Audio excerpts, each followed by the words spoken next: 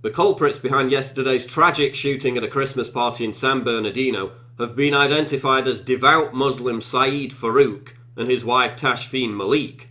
But who did the left rush to blame within minutes, before we knew anything about the shooters, before the bodies were even cold? White people, conservatives, Donald Trump supporters, the NRA, gun owners, pro-lifers, and all men in general.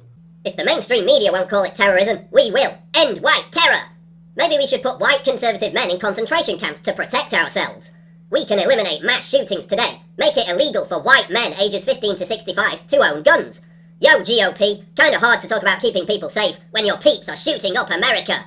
Another day, another mass shooting perpetrated by white men in America, and they're worried about Syrians. White terrorism exists, digest it. So when are we going to start classifying white men as terrorists? These are the same people who lectured us about not blaming all Muslims for the Paris massacre. And isn't it amazing how the left suddenly lost all interest in the story when it emerged that the shooters were Muslim? The maniacal call to revoke the Second Amendment suddenly disappeared. Why is the left's appetite for gun control almost entirely dependent on the race or religion of the shooter? The feverish urge to label it an act of terrorism suddenly disappeared. Now they're calling it workplace violence, despite the fact that the shooters were extremely well prepared, had pipe bombs, assault rifles, wore body armour and GoPro cameras, and left booby traps at their apartment. But this was just an impromptu argument that got out of hand. Okay, Farouk just happened to have tactical gear and explosives lying around at home after his little holiday to Saudi Arabia. And now we learn that numerous neighbours refused to report the couple's suspicious activity before the attack for fear of being labelled racist.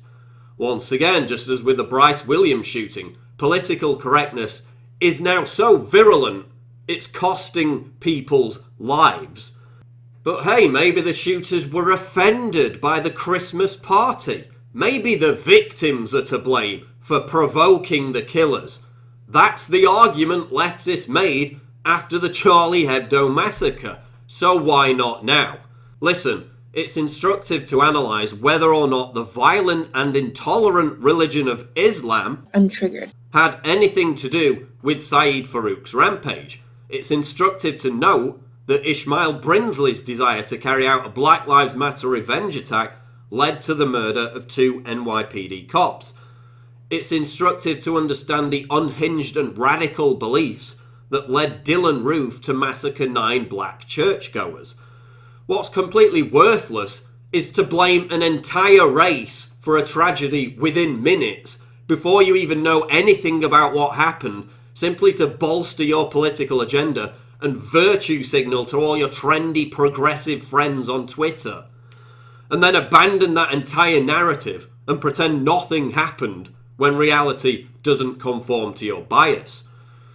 So when the next mass shooting happens, whether the culprit is black, white or Arab, let's not use it to castigate an entire race. Let's not immediately hijack the tragedy before the bodies are cold to advance our political agenda.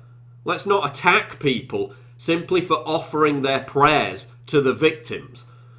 Let's wait until the facts are known before making complete fools out of ourselves.